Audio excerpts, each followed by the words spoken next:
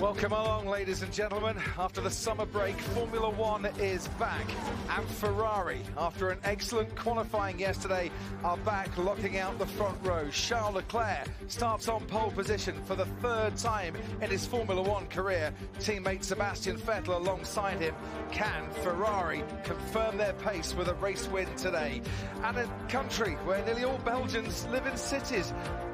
Outside in the countryside, it's castles, it's a holiday retreat. There are 3 official languages in Belgium: Dutch, French and German. It's the language of motorsport that we celebrate this weekend. And a 4.3-mile circuit, cut more than in half from the original over 9-mile length Spa track, still just as fast as it ever was. 2 DRS zones into La Source and to the Le Comte chicane. And it was La Source in 2008 that proved controversial. Lewis Hamilton and Kimi Räikkönen dueling away. Hamilton would have the win taken away from him in that particular contest. To Eau Rouge in 2011, Mark Webber on Fernando Alonso. What a great overtake that was at the bottom of the hill. At the top of the Kemmel Straight, Mika Häkkinen and Michael Schumacher with Ricardo Zonta in between, and Häkkinen coming out on top in what is probably one of the greatest overtakes of all time. The 3 tyre compounds for this weekend: the soft is the C3, the medium the C2, and the hard the C1. The medium about a second a lap slower than the soft tyre. The hard we shouldn't see this afternoon. It's proved a bit too hard and very slow as well. Here's the starting grid then. Charles Leclerc out qualifying his teammate Sebastian Vettel for the 6th race in a row. Vettel's last 2 wins have come from 2nd place. Mercedes lock out the 2nd row. Hamilton ahead of Valtteri Bottas. No one's ever won here from 4th in Formula One. Max Verstappen has been in the top 5 all season apart from Canada. Kimi Räikkönen is 6th ahead of Sergio Perez into Q3 for the 2nd time this season alongside Kevin Magnussen, who's just ahead of his Haas teammate Romain Grosjean. Daniel Ricciardo takes engine penalties, is demoted down to 10th. Lando Norris starts 11th. Nico Hülkenberg also getting engine penalties is 12th. Pierre Gasly, who was out in Q1, is promoted to 13th because of penalties for other. 14th for Russell, penalties for Carlos Sainz on his birthday, he starts 15th, and Lance Stroll alongside him. Alex Albon on his Red Bull debut has to contend with 17th on the grid alongside Antonio Giovinazzi. Danny Kvyat, another taking a full new power unit, as is Robert Kubica, who starts from the pit lane today. We have 20 drivers racing in the Belgian Grand Prix, one of whom in 44 laps time will experience the incredible high of standing on top of the podium. But it's a weekend, Martin Brundle, where the devastating blow of the death of the young F2 racer and rising star Antoine Hubert has served to remind us all once again the risks taken to seek the rewards in motorsports. Risk and reward, that's what this business is about, and it is very sad times. We've become so used to racing cars flying around upside down and the driver just getting out and walking off, but it still shocks us. It's the loss of a young life, a future Formula One star. It's really sad, and it's obviously impacted on this weekend, which is nothing compared to the impact on his friends and his family. But the only thing we know as the motorsport family is to go racing.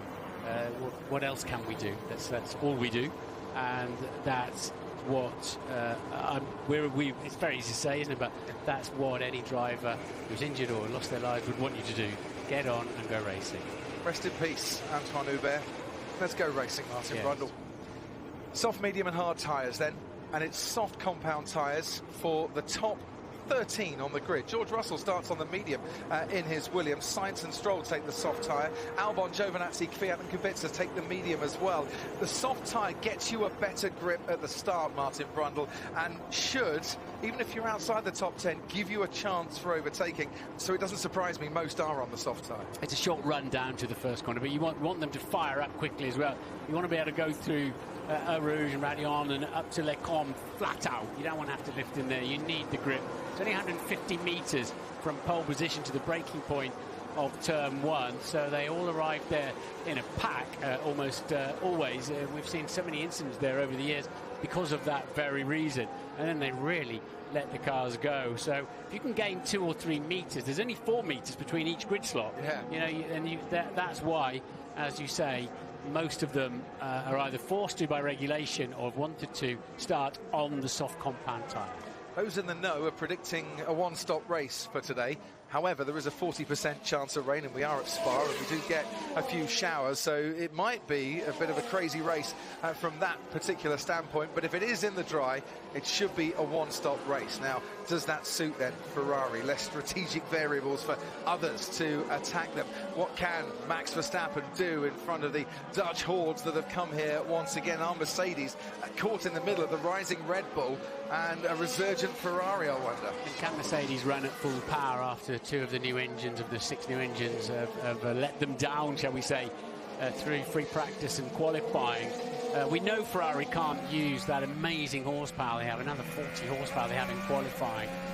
And in race conditions, it's much cooler than it has been. Who will it play into the hands of? I spoke to Kevin Magnussen on the grid. We've spoken to James Allison of Mercedes-Benz. Yeah. They go, we're not sure. We don't know. There are too many variables now for this race. But RIP Tonio, of course, that's what is on. You'll see it on the back of the steering wheel from our pole sitter Charles Leclerc, and on his crash helmet. And that's obviously his name for his friend Antoine Hubert. And I know we're supposed to be neutral, I want Leclerc to win this race in a Ferrari. He deserves a race victory anyway. He's been robbed of a couple this year, and his qualifying performance was outstanding. And I, for one, will be extremely happy if he can win this. You're not going to get many disagree with you there, I don't think. There is Charles Leclerc down in the pit lane for us this afternoon. Karun Chandok. Yeah, I'm definitely not going to disagree with you, Martin. I'd love to see him get that first win. I'll tell you what Mercedes are a little bit worried about, guys, is the Alfa Romeo of Kimi Raikkonen. Now, he's got great straight line speed. He's also, of course, got that Ferrari power unit, but an upgraded one as well. So they're going to have to potentially watch out for him coming through with a bit of a slipstream up to Les Combes on the opening lap. And we're on board with Alex Albon. Thank you, Karun. His debut race for Red Bull. He's got his former teammate, Danny Kvyat, a couple of places behind him, but he's still got a long way to go to get himself to the grid. And Charles Leclerc is going to have to wait there for just that little bit longer. So is the pressure intensifying, I wonder, underneath the visor? There was quite a big gap behind him. Pole is on the right-hand side of the track. It's not the racing line, but it is the inside line for that first hairpin. But as has been alluded to, the slipstream you give the rest of the pack if you're in the lead. Being in the lead out of La Source, the first corner, is not necessarily the right place to be. But another thing to look out for today is Renault. Alan Prost is involved with that, because I think Ricciardo and Hülkenberg have got some good pace. It has been the most devastating, tragic of weekends, but as Lando Norris said, we'll go out, do our race and see what we can do. And it's lights out, away we go. Great start from Albon. Sainz has stalled on the grid. Sebastian Vettel tucks in behind Charles Leclerc. Lewis Hamilton on the inside, trying to get it. Vettel. Kimi Raikkonen has been made contact with and is bouncing over the curb, as is Nico Hülkenberg back there in the Renault as well. Charles Leclerc leads them down through Eau Rouge from Hamilton, and Vettel and Bottas in fourth. Behind Bottas comes Verstappen, and we see them now on the Kemmel Straight. A long lead there for Charles Leclerc. Here comes Sebastian Vettel again. He's going wheel to wheel with Lewis Hamilton. The Ferrari is ahead and into second place as Bottas tucks behind his teammate into fourth. Raikkonen didn't get a chance of a slipstream up the hill. And that is out. That is Max Verstappen out already. And you can hear the groans from the large contingent of the Dutch fans here. Verstappen out of the race. And the safety car is coming out as well. I wonder if he had steering issues, if he had contact in the first corner. With Raikkonen, could well have been. A lot of cars bouncing around, run there down there. And contact was made with Kimi Raikkonen. And that is why Max Verstappen's out of the race. His car going into the barriers, almost at the top of the hill at Raidillon. So it was contact with Kimi Raikkonen.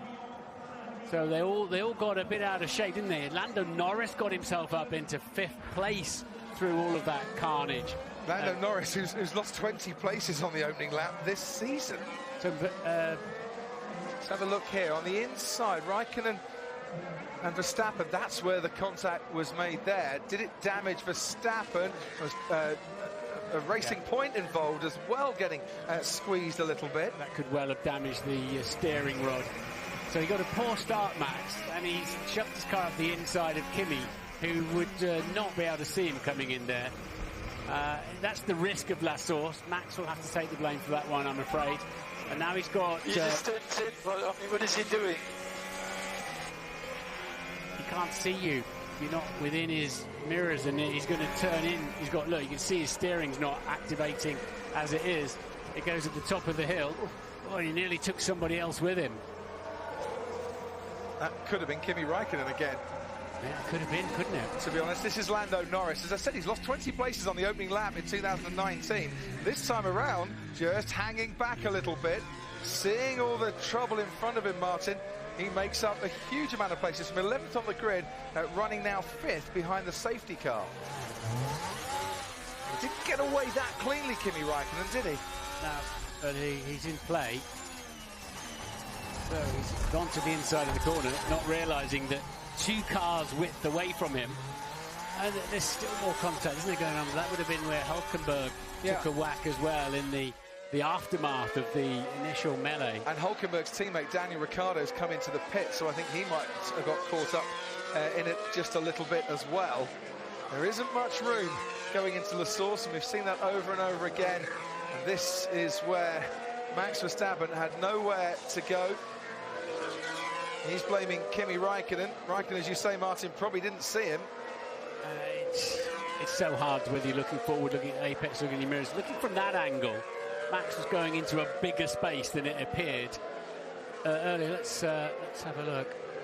Yeah, Kimi wouldn't, because Max was 2 cars width to his right. He wouldn't have seen him, wouldn't have known he was there. It might have been advisable for Kimi to have left more space on the apex, leave a car's width just in case. Now, Daniel Ricciardo, we know, has been into the pits. Now, let's see the start from his perspective. His teammate Nico Hulkenberg made contact with Lance Stroll. Ricciardo's trying to find somewhere that's a bit clear to go, and he gets clobbered from behind. That was really unlucky for Daniel, because he just was minding his own business, leaving space everywhere, and still somebody managed to run into him. Räikkönen's managed to live back to the pits. Also in the pits, I saw the Renault coming out there. Could have been Ricciardo again. So behind the safety car, Charles Leclerc leads from Sebastian Vettel, Lewis Hamilton, Valtteri Bottas and Lando Norris. Then comes Romain Grosjean and Kevin Magnussen, the 2 Haas drivers keeping out of trouble there. Martin, 6th and 7th. Sergio Perez drops down to 8th. Pierre Gasly is up into 9th from 13th on the grid. Lance Stroll up into the top 10 from 16th on the grid. Then comes Danny Kvyat, who started P19 and is currently running 11th. Antonio Giovinazzi and Alex Albon, who had to get around Carlos Sainz, who looked like he got bogged down and almost stalled on the grid. The safety car helping Carlos Sainz a bit, try and catch up with the rest of the pack, but he's still a long way back. Charles Leclerc is just crossing the finish line at the moment, and Carlos Sainz is going through Rivage. He's still got a problem. He nearly went off there all by himself, Carlos Sainz. Yeah. So I wonder if he's got suspension damage, because that looked very strange.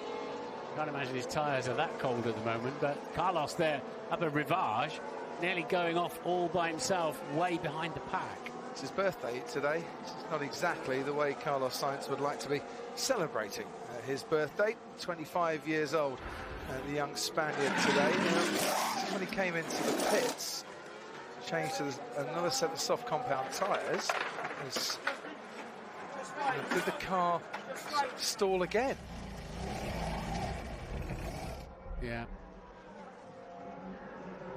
It's unusual. The anti-stall should normally kick in and just catch the engine, pulls the clutch in, keeps the engine alive. Räikkönen's back out onto the track again after they've inspected the damage in his car, and the safety car is coming in at the end of this lap.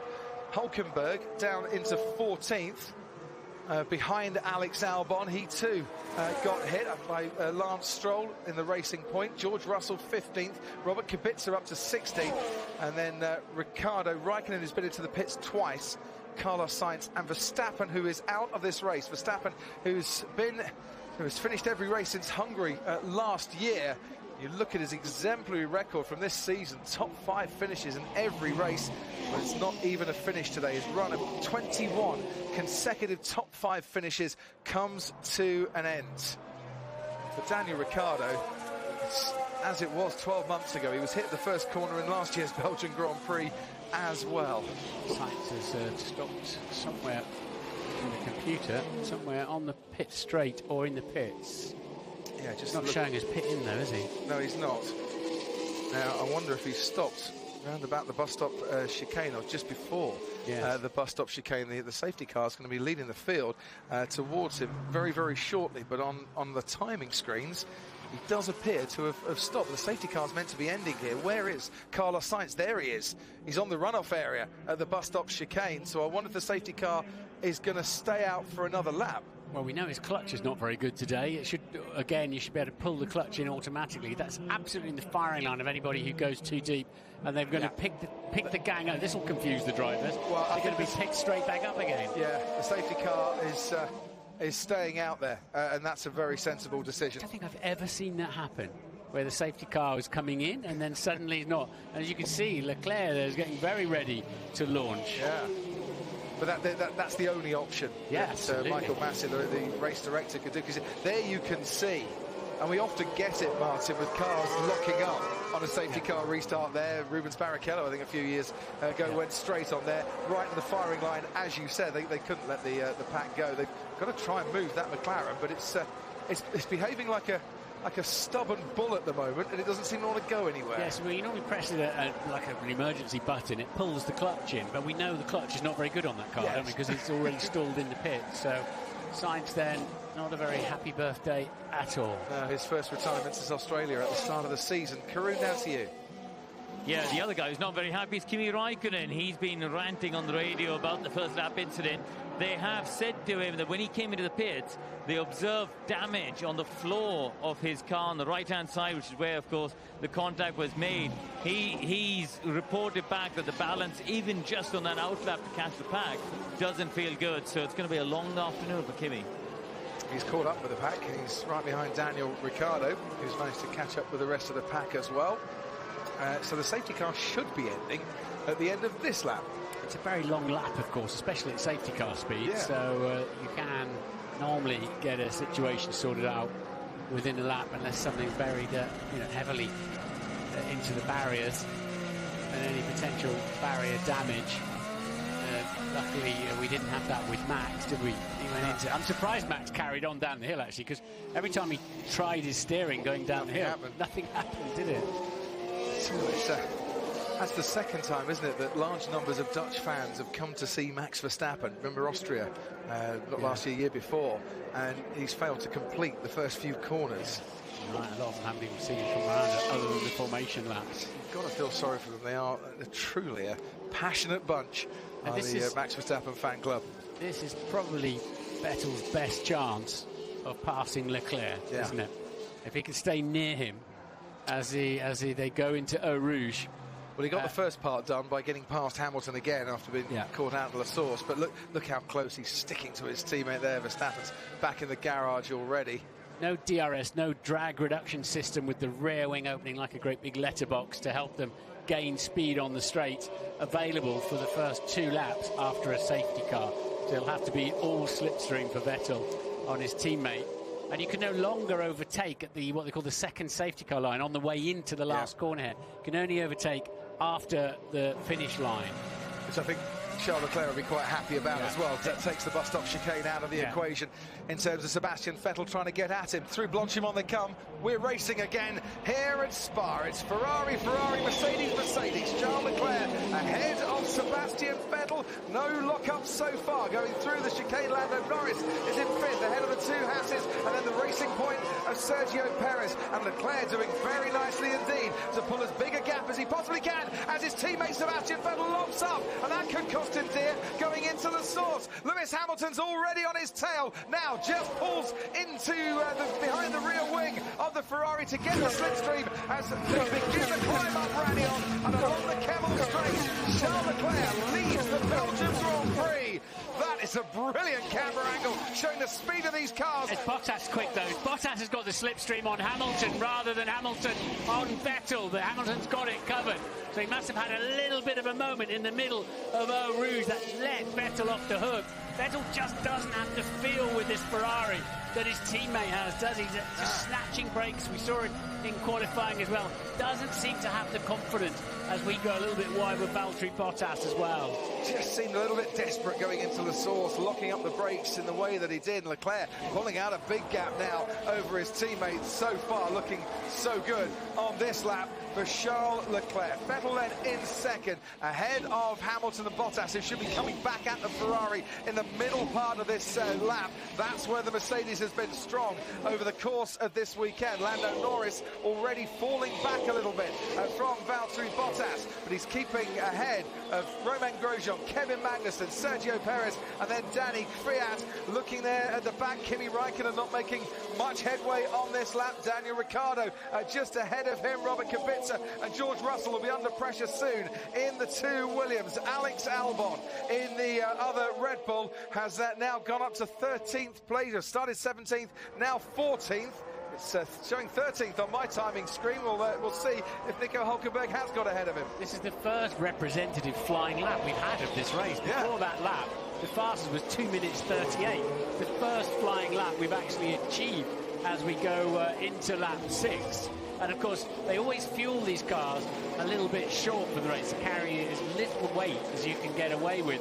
And a few laps behind the safety car fixes all that problem. Doesn't it just? Hulkenberg did get ahead then of Alex Albon, who's in 14th. Hulkenberg trying to make amends for the first lap contact that sent him plunging down as well. And we look on the Kemmel straight now at the Haas of Kevin Magnussen, and gaining on him Sergio Perez with a new 3-year contract to stay at Racing Point for a little while longer.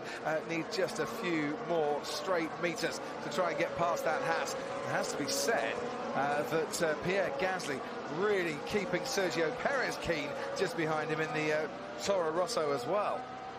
That's giving Lando Norris a bit of breathing space up there in his 5th place with his very circuitous route through the first corner, managing to miss everybody. Well, he was absolutely in the right place at the right time, Lando Norris, there by holding back and watching the trouble take place in front of him. The gap just appeared, and like Moses meeting the Red Sea.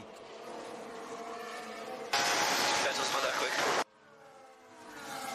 Interesting. Lewis Hamilton thinks that Sebastian Vettel could be under a bit of pressure in a few moments' time. Then Vettel's not that quick, says Hamilton, and it's fair to say that for all Ferrari's straight line speed, Martin, he isn't getting that far ahead of Hamilton at the moment. No, but Leclerc is getting ahead of a lot of them. He's checked out at the front by the thick end of 2 seconds already. And he's 7/10 faster, Leclerc over Vettel in the middle sector, which is where the damage is being done. I wonder if Vettel's got a touch of a flat spot on his tyre from when he locked up, because that obviously is going to affect you on the straight for quite a long time. Okay, copy that message, Lewis. Straight line speeds that don't look that impressive. And now there might be some DRS if Lewis Hamilton can get that little bit closer to use, and a bit of assistance from him on that. The stewards have said no investigation necessary for the incident involving Ricciardo and Stroll, and Raikkonen and Verstappen, and those cars that ran wide through the source, no investigation necessary on those either. Karun Chandok, now to you. Yeah, just had a word with McLaren. They had a loss of power on Carlos Sainz's car, and that's what put him out of the race. They need to investigate it only after the race, but as we can see, he's out. Just looking at the straight line speeds on that last lap, no DRS for any of them. Vettel 318, Hamilton 307, and 308 for Bottas. So Ferrari, especially Vettel, still 10k faster than the Mercedes. Yeah, Mercedes might just need a bit of DRS here. Yeah, and if 10 kilometres an hour was at 7 miles an hour, if something ran into you at that speed, it would hurt a lot. So, it's a reasonable advantage. Already, Daniel Ricciardo has got ahead of George Russell. Kimi Raikkonen has managed to get ahead of Robert Kubica. This is Alex Albon, who's now going to settle in, play the long game on the medium tyre, Martin, and see how far he can make his way through the field. The only Red Bull runner left in this race after Max Verstappen's crash on the opening lap. Carlos Sainz also out, 18 running here at Spa, and on lap 7 of 44 on this Sunday afternoon, where Charles Leclerc setting fastest lap and then trading it with his teammate Sebastian Vettel is about 1.8 seconds clear. Vettel was a lot happier on that lap, wasn't he? Yeah. I don't think he's flat. If he has got, of course there will be little flat spots, Crofty, but I don't. They weren't really nasty ones. He did a bit of cadence braking, didn't he? Got off the brake pedal, which is why he ended up running late. Then you have to brake hard again, and that's the second lockup. But it's not a big smoky lockup into a very high-speed braking zone. So far, so good for Haas as well. Gunther Steiner, their team boss, on the pit wall, and we'll have a chat to him in a few moments' time. But we'll chat to him now. Romain Grosjean 6th, Kevin Magnussen 7th. Eventually, Gunther, with a load of first-lap trouble, your drivers were going to keep out of it, and they were going to get through okay. And I have to say, Kevin Magnussen putting up a sterling defence against Sergio Perez. Yeah, doing pretty good job. I mean, we know we have got the deficit anyway in top speed, and now with Perez having DRS available, it's quite easy to pull up to us. So he's defending. Let's see how long he can do it. But I guess if he can defend a little bit, we should be in a good position. Any news back from either driver? What are they talking about out there? No, no feedback. Everything seems to be calm. I mean, Romain just asked some help in some corners if we see something which we can help with. But otherwise, everything is calm, and hopefully it stays like this. Absolutely. Gunther, we'll talk to you in a little while longer. At the moment, Romain Grosjean about a second and a half behind Lando Norris, or 1.2 seconds as it stands.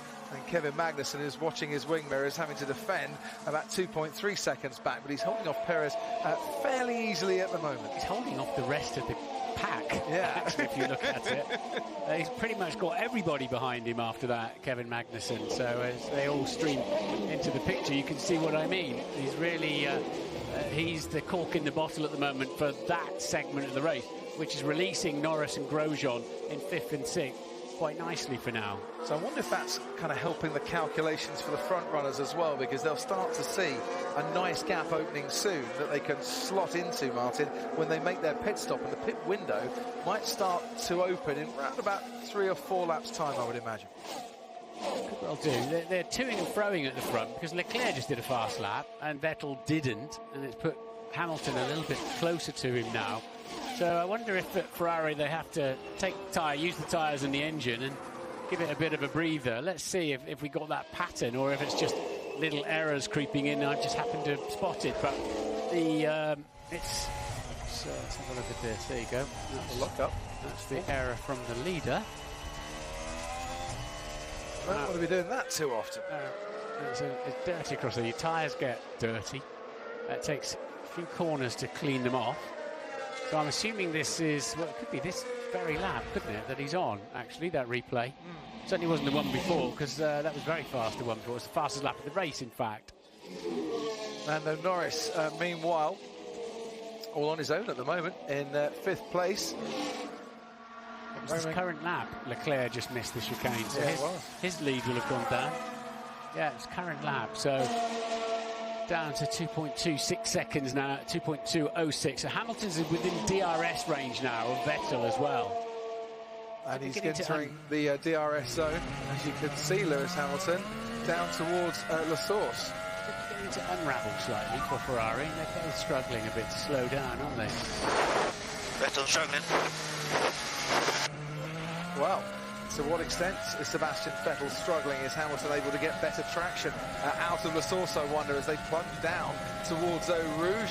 He looks to be within striking distance here of certainly getting close enough to make a late break at the end of the Kemmel Straight.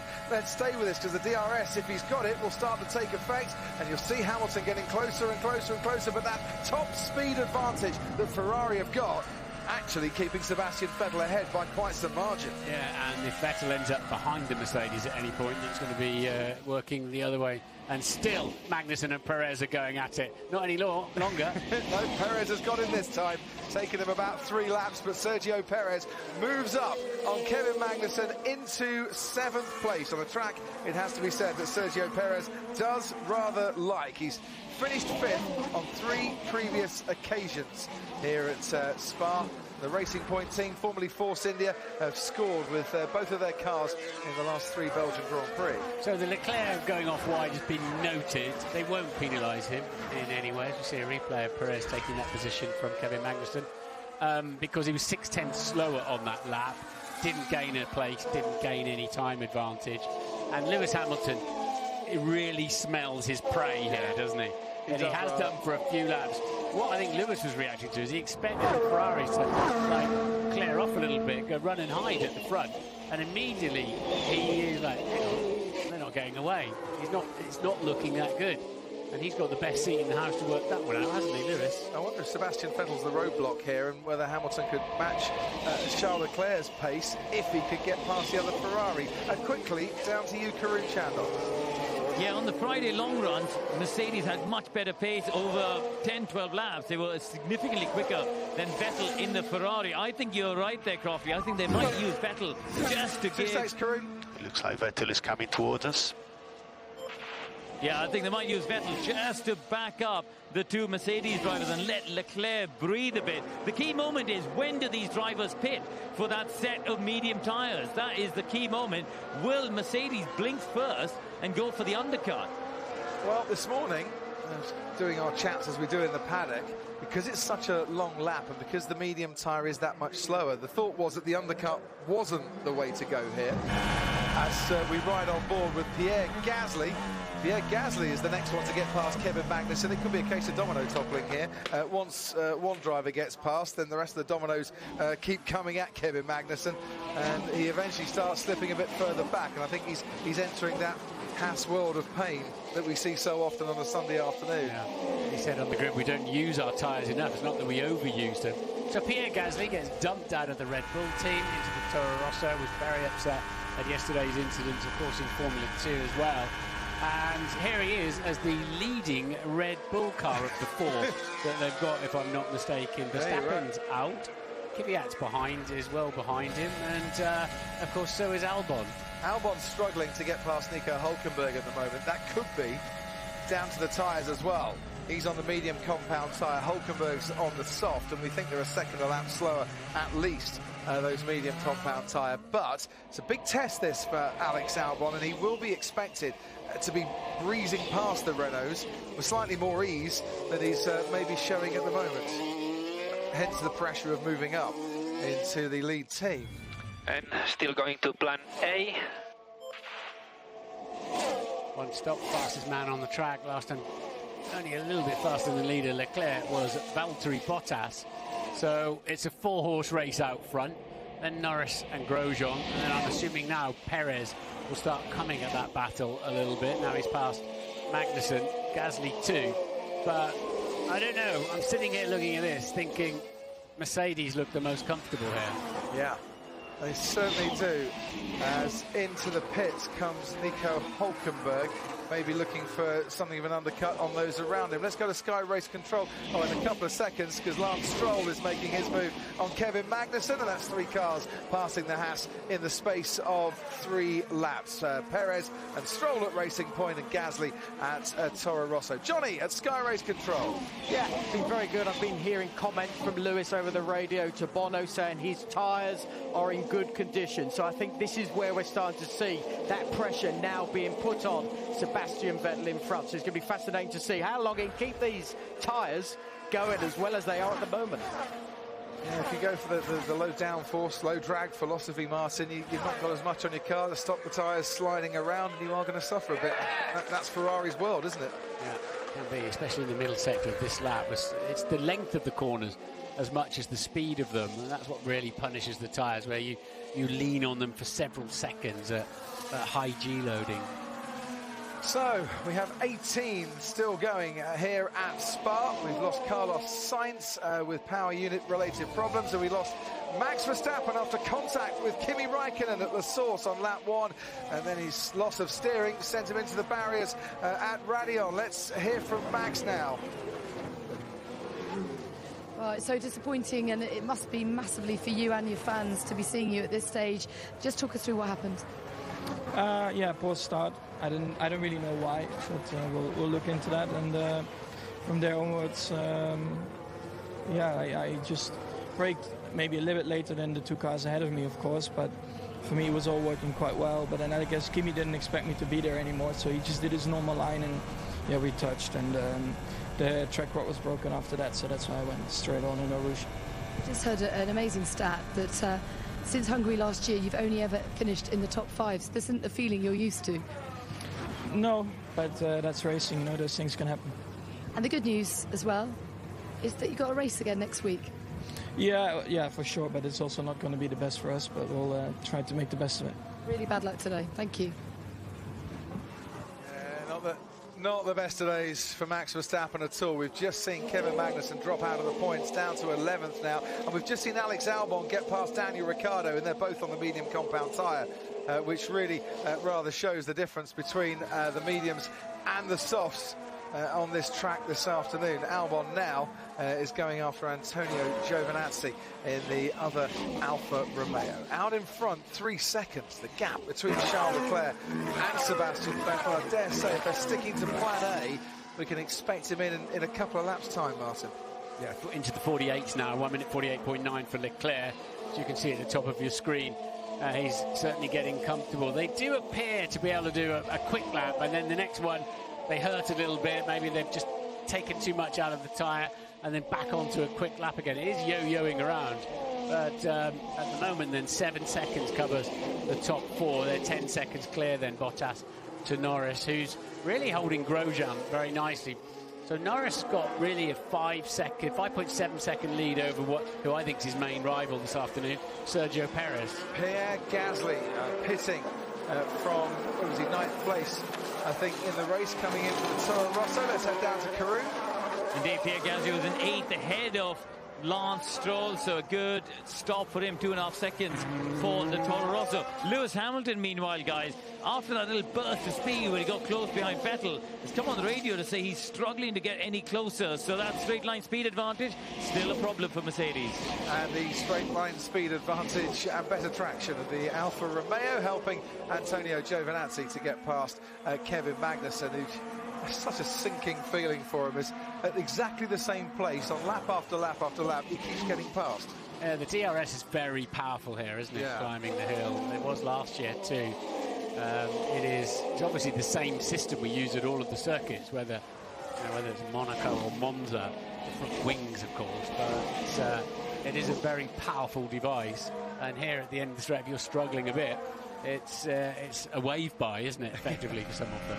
On board with Alex Albon. Kevin Magnussen ahead of him. I wonder if Albon might just want to mix it up a bit for Magnussen here, try and pass him somewhere different. You know the move's coming soon. Alex got a chance of great points today. He needs to keep moving through the pack, though.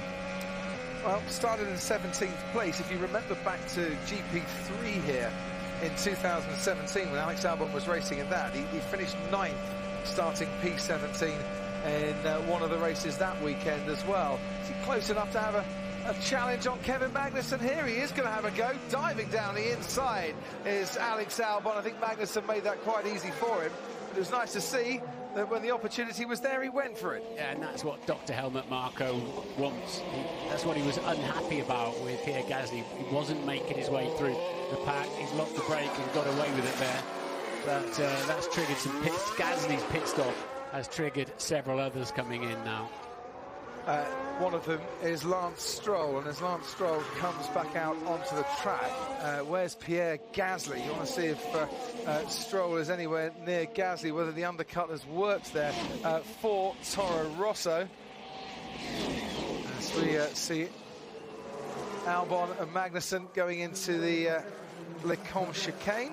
I think Gasly has got ahead of Lance Stroll. Important to close the gap now. Hamilton's almost on the tail of Vettel as well, within DRS range again. That's why Bottas has been given the hurry up. Join that party. Let's head down to Karun.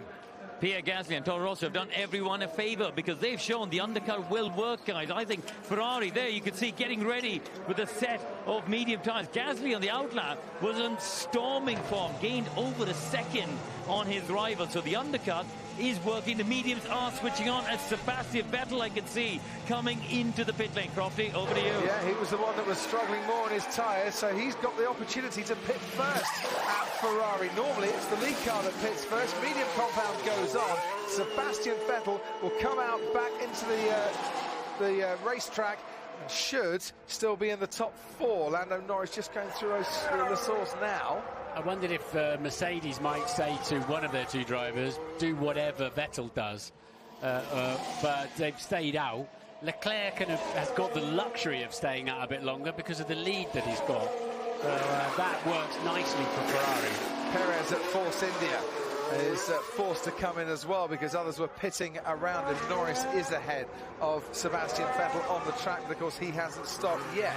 2.8 second stop for Sergio Perez as he's back out onto the track again. Lewis is thrashing it now. And push now, push. Yeah, and Charles Leclerc is having to respond. Yeah, we need to come in this lap. Okay, this is critical. So his abs, and you could just see the back of the car was just complaining with the amount of power that Lewis was offering up there and demanding, the grip he was demanding from the car. So we're getting live data powered by AWS, the F1 Insights, and at the moment it's near enough 50-50. Will Lewis Hamilton overtake Sebastian Vettel or not? But that data coming from the telemetry from the cars is changing all the time. And if Lewis Hamilton's got the speed that he wants through Blanchimont, he might have a better chance. You never know of overtaking Sebastian Vettel. Daniel Ricciardo has got past Kevin Magnussen, as you can see there. But it's all eyes onto the pit lane to see if Lewis Hamilton's coming in. He's not. He's going to go on for another lap, as is Charles Leclerc, as is Valtteri Bottas. And it's a 45% chance now of Hamilton overtaking. So Vettel's got Norris in front of him. This might come into play. That's for position. So Vettel's got to clear the McLaren quickly now. Otherwise, this works for Hamilton, but a 48.9 I don't believe is quick enough. I think Vettel will have a lot more pace than that. But is that why then Mercedes have left Lewis Hamilton out, thinking that Lando Norris might just hold Sebastian Vettel up a little bit, and that will then play into their hands? Pierre Gasly now ahead of him. You can see Sergio Perez going toe-to-toe with the Alfa Romeo of Kimi Raikkonen. Gasly just wondering how that's going to pan out and how he could take advantage of it. Vettel passing Norris, I believe, up into Les Combes. He has. Yes. Now he can get on with it because that's what he needs to do. He needs to keep the pace. The thing is, he's just set a fastest first sector, and he might have had DRS, of course, on Lando Norris, which will have given him more of an opportunity to stay ahead of Lewis Hamilton. There goes Pierre Gasly, giving it everything with Sergio Perez. Kimi Raikkonen is just ahead. We're back on board with a Toro Rosso. It could be Hakkinen, Schumacher and Ricciardo Zonta all over again. This time it's Perez ahead of Gasly, ahead of Raikkonen. Then comes Hülkenberg, then comes Stroll, and then comes the Williams of George Russell, thinking, oh, well, I'll pick up a few tips and just hang on to the back of this for a while. It's been so good, hasn't it, all season, the midfield. If it was for the World Championship, we'd all be on the edge of our seats. But we've got a good enough race at the front between the mighty Ferrari and Mercedes teams as well. We've got two races indeed. It was. This was Hakkinen, Schumacher and Zonta, wasn't it? That way, wasn't it? Except it wasn't. This was 2019's version, and well done Sergio Perez. Came out ahead there, and well done Pierre Gasly, because he was. The important thing was he had to get one, because there was an opportunity of an overtake at least there. So it hasn't worked staying out at the moment. Lewis will have fresher tyres at the end of the Grand Prix, but Vettel is absolutely flying. And there's the live data, Martin, showing exactly what you said there. Now just a 5% chance of Lewis Hamilton overtaking Sebastian Vettel. Still okay. Okay, copy. Keep the info. They can, of course, Mercedes, think about the long game and whether fresher tyres in the last few laps might just be the way forward. There's always a 60% chance here of a safety car at any stage as well. It's one of those tracks where you do get accidents, the safety car is normally called upon. Mercedes might be thinking about that a bit, as going very wide indeed there, Kimi Raikkonen and Nico Hülkenberg says, thank you very much, I'll just nip it on the inside. And now Lance Stroll is right on the tail of Kimi Raikkonen as well, as Hülkenberg leads the Alfa down through Eau Rouge with the Racing Point just behind. Kimi's been limping with a dodgy left leg this week. He hurt himself, I think, on a motocross bike. Yeah. And I think his car's limping, and we know he got a little bit of damage in that first corner incident, did Kimi. Oh, and Kimi nearly went wheel to wheel and banging wheels with Nico Hülkenberg there. They both had to take avoiding action. Johnny Herbert, to you at Sky Race Control.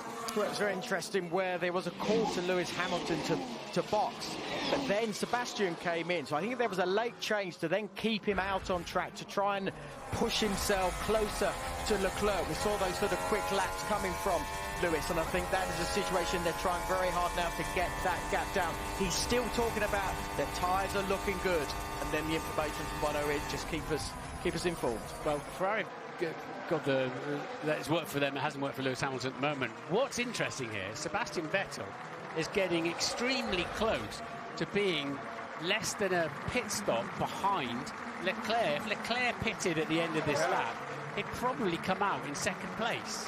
Which, put it this way, I wouldn't be the one wanting to explain that choice of strategy at the moment to Charles Leclerc. The round of applause you can hear on lap 19 of this Belgian Grand Prix, and the standing ovation in memory of Antoine Hubert, car number 19. He tragically lost that rising star this weekend here at Spa. And a fitting ovation and round of applause for a fabulous young man taken from us far too soon. Let's head down to the pit lane. Corinne Chandler. Yeah, Martin, I was just looking at what you mentioned before. Vettel took a full 2.3 seconds out of Charles Leclerc on one of the laps, and even last time around, another 1.2, so the gap, 17.4. That will definitely put Leclerc behind Vettel, so I wonder what Ferrari are playing at. I mean, they will say that they made the call to bring Vettel in to cover off Hamilton, and they had to bring him in then, but...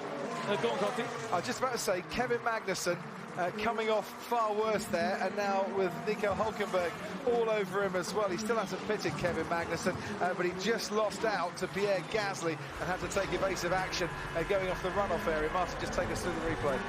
Next on the outside, Kevin is not a man that yields easily. His car must feel a bit like a supermarket trolley at the moment if he's on his starting tyres, which he still is, as you point out, in terms of lack of grip. His teammate Romain Grosjean's ahead of him and still in the points, but he's struggling a little bit, and he has pitted as well. In the top three, just 2 seconds, Corinne, Leclerc, Hamilton, Bottas haven't pitted. Vettel has. Norris, Kvyat, Giovinazzi and Albon haven't pitted. Lando Norris is now into the pits. Finish off what you were saying, Corinne. Yeah, I wonder how long they can stretch this stint, because the top three are now playing the game that if they stretch the first stint out, Vettel's going to be in tyre trouble towards the end, and he's gonna then be susceptible to being overtaken. But yeah, it's a tricky conversation, isn't it, at Ferrari, if Vettel does end up ahead of Leclerc and stays there. In the short term, there's now a 2 in 3 chance of Sebastian Vettel overtaking his teammate in this pit stop battle. I go back to my previous comment, Martin. I want to pass the buck when it came to explaining this to Charles Leclerc. It's a 100% chance that he'll be ahead of him. He's 16.8 seconds behind. It's about 18 seconds to make a pit stop. So right now, if Leclerc pits, I believe Vettel will just be in front. But of course, he stopped, Vettel stopped on lap 15. Leclerc's tyres will be, and it's 5 very long laps around it, at least 5 laps fresher. So I'm not sure Vettel would fight too hard against that in the closing stages, with his teammate coming at him with much better tyres. I think it'd be crazy to do that. Could he fend off the 2 Mercedes, though? That would be the big question, wouldn't it? All to play for here. We're not even at half race distance just yet. Lap 21 of 44 here in the Belgian Grand Prix. But Charles Leclerc leads by just over 4 seconds from Lewis Hamilton. Valtteri Bottas about the same gap back. He's just set a personal best lap. Valtteri Bottas still a tenth slower than his teammate. Top 3 haven't pitted. There's Magnussen, who seems to have been overtaken by a lot of cars this afternoon. This time is passed by Nico Hülkenberg on the Kemmel Straight. So Vettel now just 15.8 seconds off the lead, gaining well over a second a lap. And to be honest, a set of mediums should comfortably do 29 laps around here. No, it's the wrong word, Crofty, isn't it? Not comfortably. They should achieve that at a reasonable turn of speed. You would certainly think so. 35 laps, the prediction from Pirelli of the tyre life for those medium compound tyres. Watching the Red Bull there of Alex Albon. And mode box. and mode box as Lando Norris gets an overtake done on Danny Kvyat and gets back into 5th place once again. Kvyat hasn't pitted yet. Lando Norris has, of course. So, mode box. Mode box. Box is pits. And it's the engine mode they want for the launch away from the pits and down through the pit lane and all the other amazing things they like to do to the car to find a few hundredths of a second in all circumstances. So he's led every single lap of this race, has Charles Leclerc. Makes his way around the bus stop chicane and now into the pit lane. You'll be able to see him in a few moments' time. As the Mercedes of Lewis Hamilton and Valtteri Bottas right behind him, I think, stay out on the track. Leclerc stops, and we're looking for a stop of about 2.5 seconds. A stationary time, 2.4 seconds. So well done to the Ferrari crew there. Sebastian Vettel, you can see on your screen, making his way up to the source on the inside, but under pit lane limits, of course. Charles Leclerc will try and follow him, and as he comes out onto the track, he will see his teammate now ahead of him. So Charles Leclerc, if he's going to get back as the lead Ferrari in this race, he's got his teammate now to overtake. And his tyres are 42 kilometres younger, 25 miles younger. And that alone, you put through those things, that's rather a long way. We hope our tyres will do 100 miles, 160 kilometres. It's a good day out for a set of Formula One tyres. So now, I wonder how Mercedes respond to this. Do they bring Hamilton and Bottas in straight away? This will be box. Is there enough of a gap between Hamilton and Bottas to double stack, I wonder? Or would they just play it safe, keep Bottas out for an extra lap longer? So Pierre Gasly's been warned with a black and white flag moving under the brakes. I think there are 2 no-go zones. That's track limits, absolute cast in stone, if you like, and you must not move. You can't go racing with anybody who moves once you're all committed to the braking zone. So Pierre's been warned for that. Is that with Lando Norris? It's turn 5, which is the Le Comte, the chicane, as Hamilton then comes in to the pits. Teammate Valtteri Bottas stays out on the racetrack. Just see him going past there and now takes the lead of the Belgium Grand Prix. Bottas getting an extension to his Mercedes contract. He'll be at the team for another year at least. 3.6 seconds. The pit stop stationary time for Lewis Hamilton. So he's lost a second to the Ferraris there by being stationary in the pit box. Just that little bit longer. Comes out back onto the track ahead of Lando Norris and behind Charles Leclerc. And it certainly wasn't Mercedes' finest pit stop, was it? But now there's a lot of work to do. Does he still think that Vettel is his prey? Once Bottas is pitted, Vettel will be leading this Grand Prix by 4 seconds. Did he stop right on his marks? Was there a problem just with the left rear? Yeah. The gun had to go back on again, didn't it? It's all, obviously, the sensors all over the place, so they know if the torque level is not right. It needs just adjusting again, because you don't want to send the car out with a loose wheel nut. So everything you got, box. So Valtteri Bottas might fancy his chances then if he can get the hammer down in whatever finish style he wants, of getting a lot closer to his teammate once he's boxed as well. Let's head down to Karun Chandhok in the pit lane. Yeah, just an interesting one here, because on the lap that they told Leclerc to pit, they did tell him that he'll come out behind Vettel, but they also said, don't worry, it'll all be fine at the end of the race. Now, does that mean they're going to swap them around, or does that mean, don't worry, your tyres will be better and you can overtake him on track? Let's wait and see. Yeah, I think they probably mean that you'll still have the performance. I don't know how Sebastian Vettel, as the de facto team leader there, would take to being told to move over. Yeah, but honestly, I don't think it has to. Seconds is ahead. It's miles ahead. Yeah, copy that, Lewis.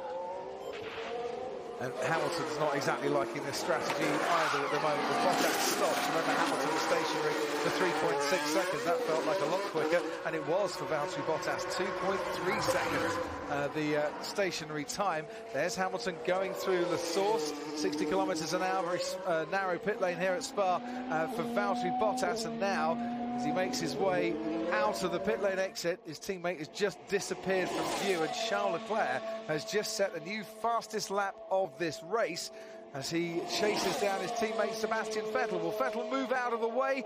Will Charles Leclerc get him because he's on better tyres? Karun posing the question. There are easier questions to answer at the Williams quiz on Friday night, and that was tricky as well. I really don't believe Vettel will have any defence against a car on much better tyres with DRS with the same engine power anyway. Up into Le Mans. I doubt they'll have to ask the question. As long as they don't get silly and run into each other. He's an interesting man to watch between now and the checkered flag as well. Alex Albon, who was 11th place when he pitted, 2.1 seconds. Not a super fast stop by the Red Bull crew. He's now on the soft compound tyre and will be making significant progress, you would expect, in the second half of this race. Johnny Herbert's back at race control. Yeah, well, interesting bit of communication again to Lewis, telling that Sebastian is going to probably come back to them. But Lewis then asked, well, why didn't you bring me in a little bit earlier? So I think he's a bit frustrated that they didn't quite make the right call so he could just push that little bit faster earlier on. So it's interesting again just to see what Sebastian does at the moment. Cheers, Johnny. There's not much conversation going on this round. Something we're going to review. It didn't work. They thought they could run longer, but Vettel had way too much pace, didn't he? Yeah. And Lewis knows he's got a lot of catching up to do, but it's not the first time he's questioned the strategy in recent times. The last time worked out a real treat for him in Hungary. Certainly did. I'll just go back to the top three in a minute as we watch Sergio Perez on Romain Grosjean. The Mercedes-powered Racing Points. Easily getting past the Haas. Sebastian Vettel now just 2 seconds clear of Charles Leclerc. Leclerc was a second faster on the previous lap. This rate, I don't think it'll be fine at the end of the race. It's going to be fine in about 3 laps' time. Look, striking distance in 2 laps' time there, and an overtaking difficulty that doesn't look too hard to me. I think if Seb's smart, and he is a very smart guy, he'll realise that losing a tenth of a second to his teammate is pointless, let alone squabbling with him for a long time, because that's going to put him back into the clutches of Lewis Hamilton on much fresher tyres. So I think Seb, the obvious thing for him to do here is, in a place where he loses the least time, which is up towards Le Mans, just ease him past and then get on with it.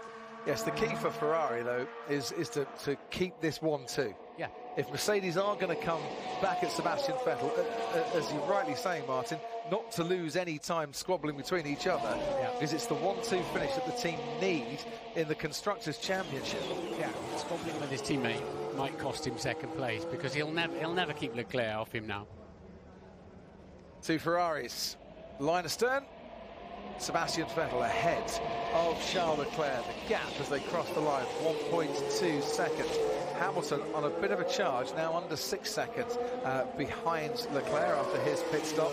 Valtteri Bottas has just put the new fastest lap of the race in, and he's 6 seconds back on his teammate. Then there's a long gap to Lando Norris. I know this is a big racetrack, Martin, it's the longest on the calendar, but I don't think Lando Norris can see anyone ahead of him or anyone behind him either, and he was on the straight through Blanchimont. Frankly, the pace that McLaren had through parts of this weekend, he'll be very satisfied with that, I'd imagine. He's driven a wonderful little race. Lando Norris up there in 5th place. He's not, the McLaren's not in any shape to come and race Mercedes and Ferrari at the moment. He is clearly ahead of the rest of them, though. Johnny Herbert, quickly to you. Yeah, well, they've been on the radio to Leclerc, and they've said Sebastian will let you pass on this lap. So this is going to be very interesting to see if that will be the case. Well, he's 2/10 quicker so far on this lap, is Charles Leclerc. He's to go a little bit closer, I think. Otherwise, Vettel's going to lose quite a bit of pace. Well, what you don't want is to slow down, Martin, and then have to make up that pace once again. So the move's got to come at the end of a straight somewhere. And let Charles buy this lap.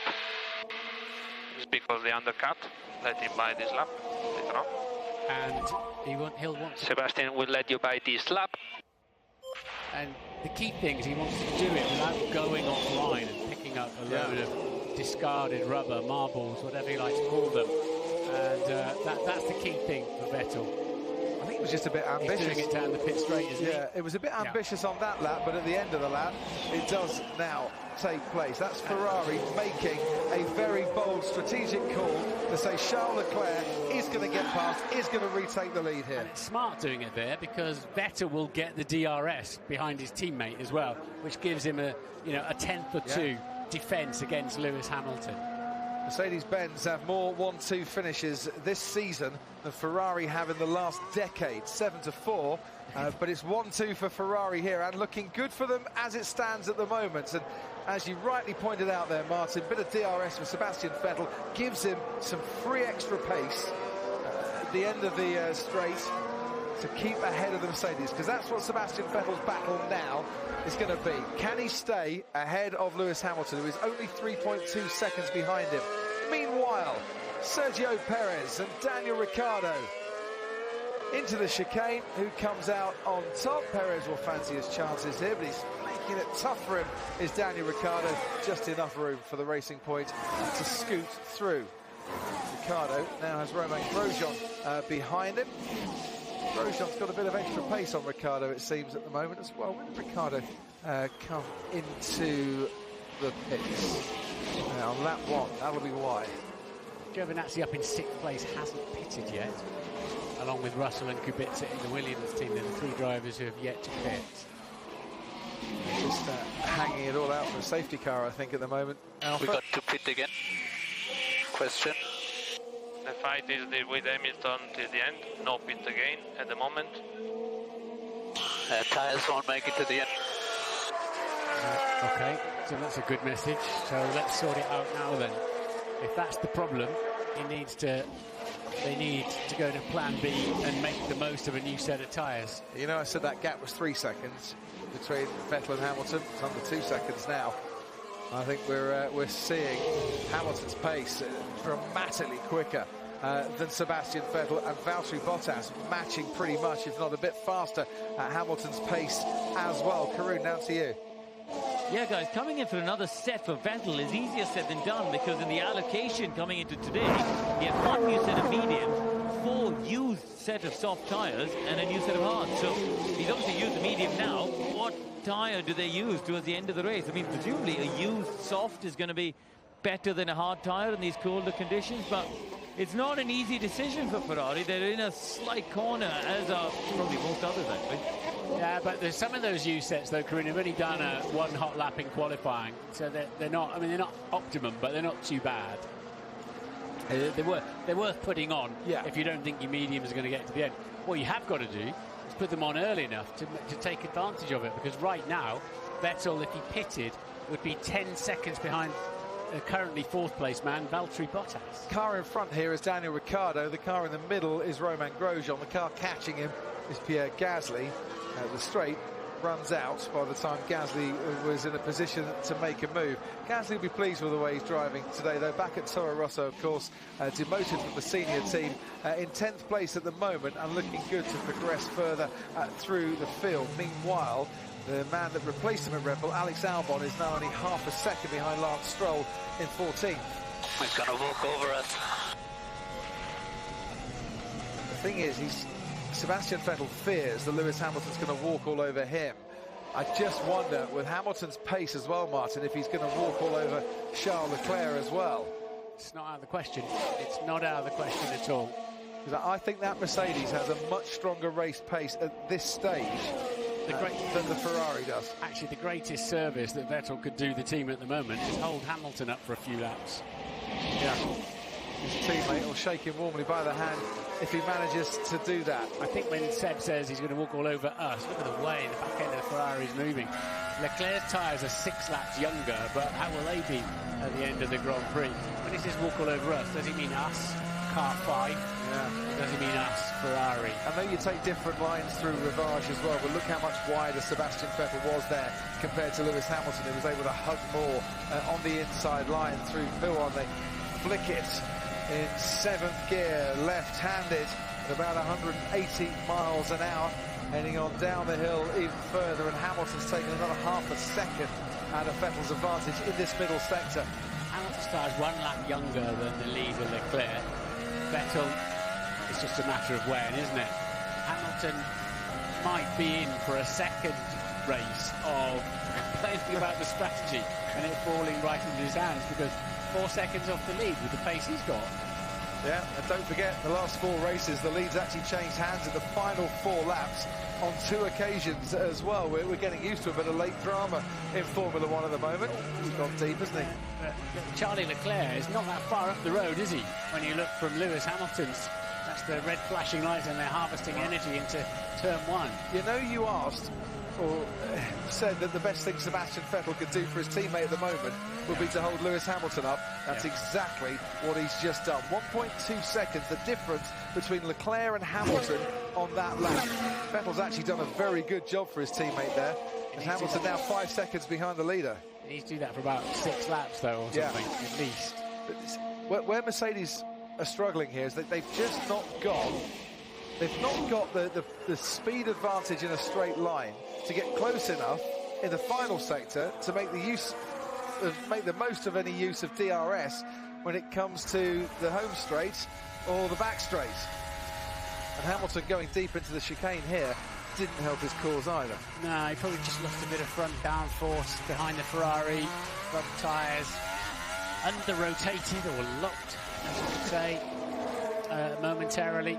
And a tyre that's not rotating will not slow you down properly.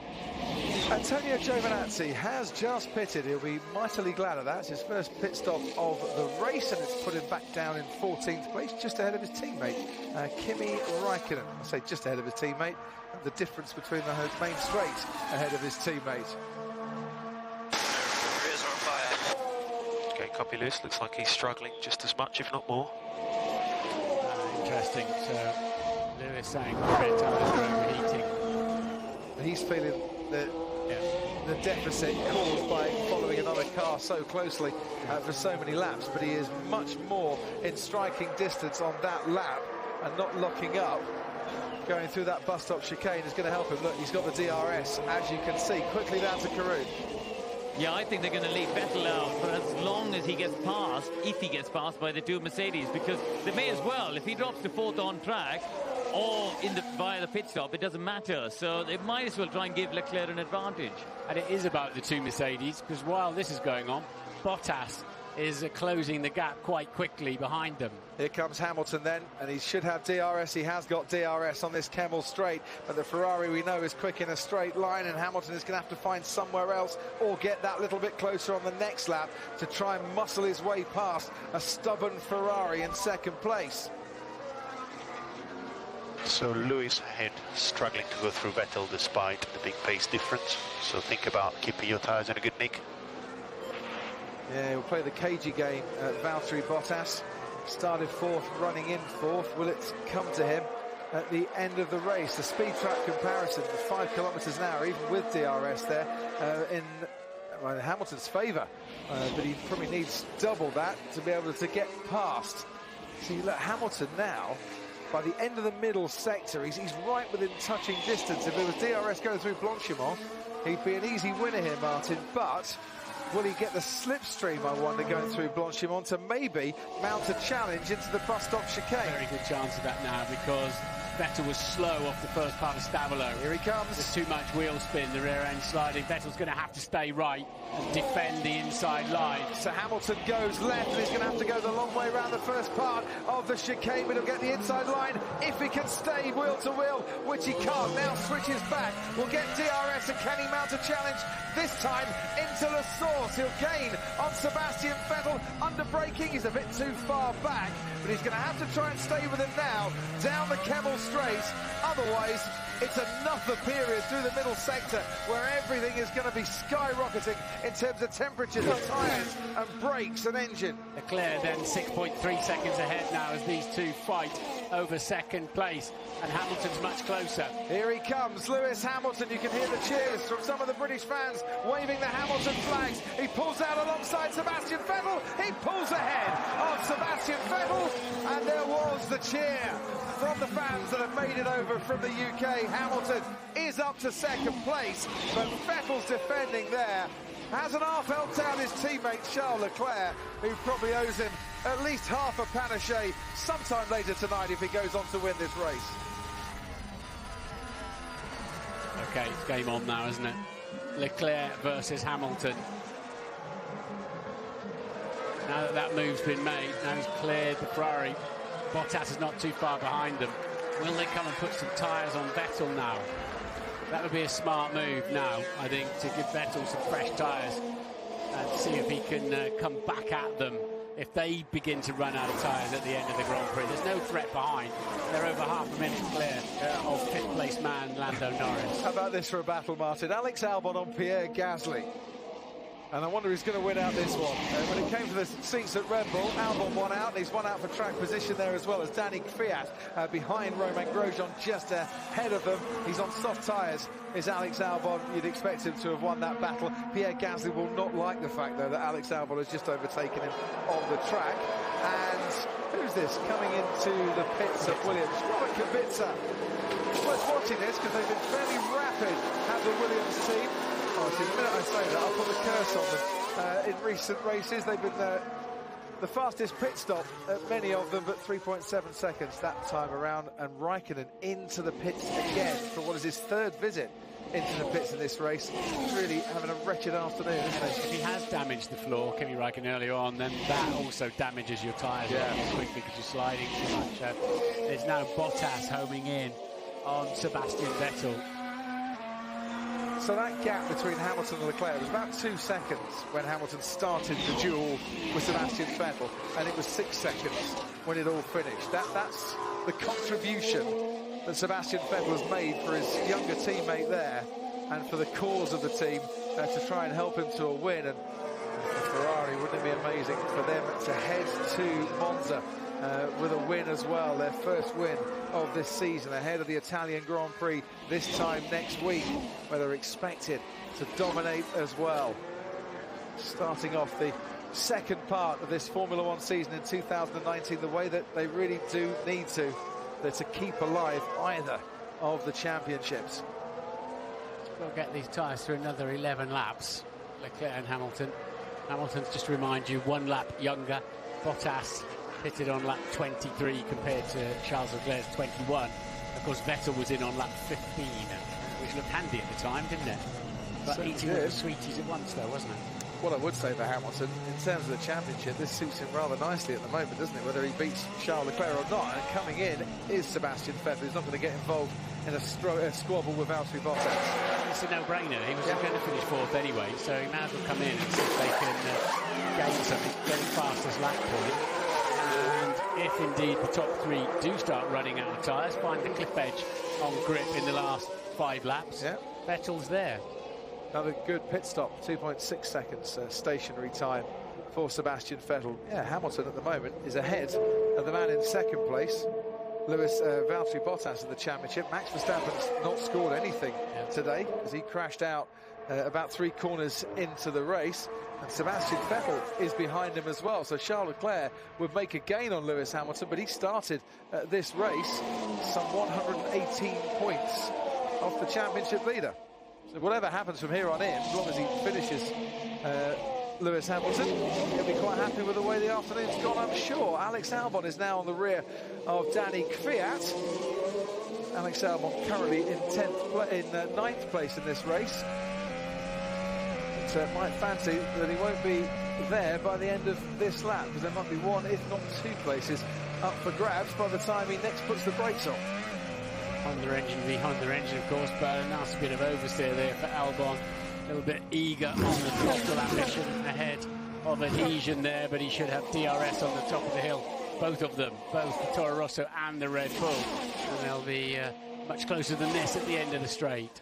So Ricciardo looking to see which way Kvyat's going. He pushes him as far to the left-hand side as he possibly can. He couldn't defend and keep the place. Stays ahead of Alex Albon as Pierre Gasly now has Grosjean and then Giovinazzi, who pitted last of all behind him. And Albon's going to go the long way. Round Rivage going wheel to wheel with Daniel Ricciardo.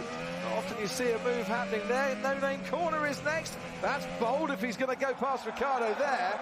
Ricciardo might look back on that one day and appreciate it, but he probably doesn't now. No, I was just about to say, you need to get up very early in the morning to go around the outside of Daniel Ricciardo, and Alex Albon was clearly up early this morning. Crack of dawn. That was a great move. Absolute crack of dawn for Alex Albon there. He's up into 8th place. Let's see how it all unfolded again. DRS, of course, for Kvyat. He's now off into the distance again, and he's thinking, oh, I really want to get that Renault to hold me up for much longer. High-risk strategy, and he realised that and ducked underneath. Excellent. That will go down very well with the Red Bull boys. Absolutely. I mean, and girls. Ricciardo's been on those tyres since lap 1, so he must be really suffering.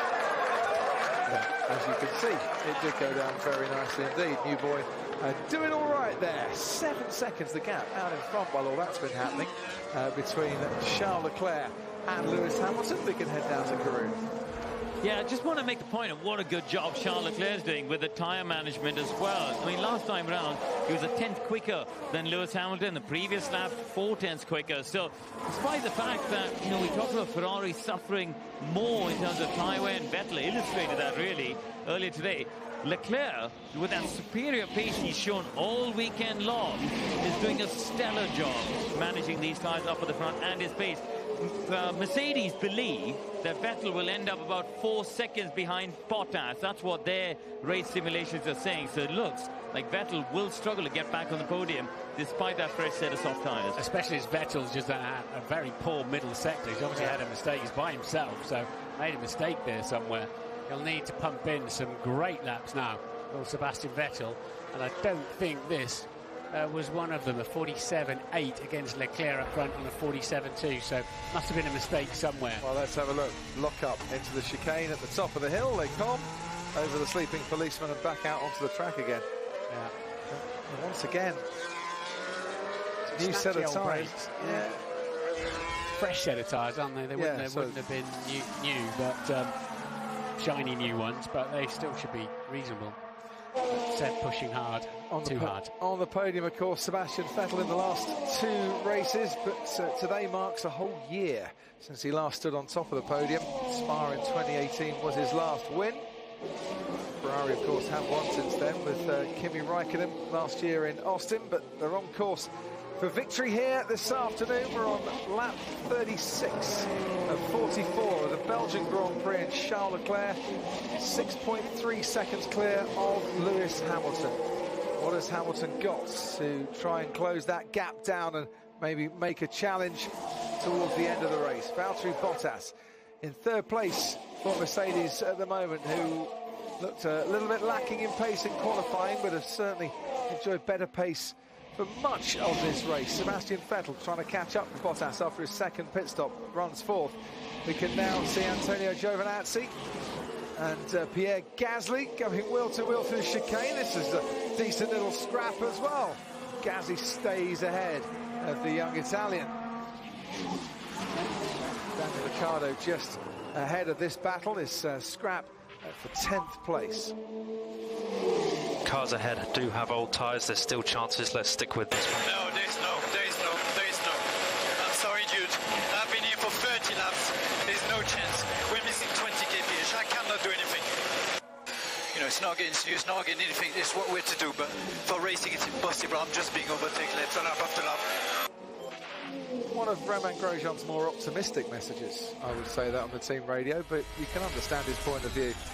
Yeah, it's not working for those doing long runs, within Daniel Ricciardo particularly. Red contact there between Giovinazzi and good driving. You need 4 metres and a little bit to shoot of A4 of track to get 2 Formula 1 cars through like that. It's good driving.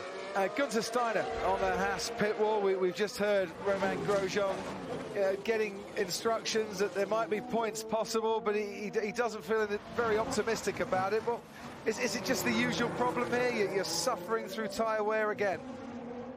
Yeah, I think the problem started. We couldn't overtake Ricciardo because we are too slow on the straight, and then we get into traffic and we just lose our pace. I mean, if you look at the laps Magnus is doing now, they're pretty good for where we are. So it's just as soon as we get into traffic, it seems like we lose all our performance. So, and on the straights we cannot do anything against the defend.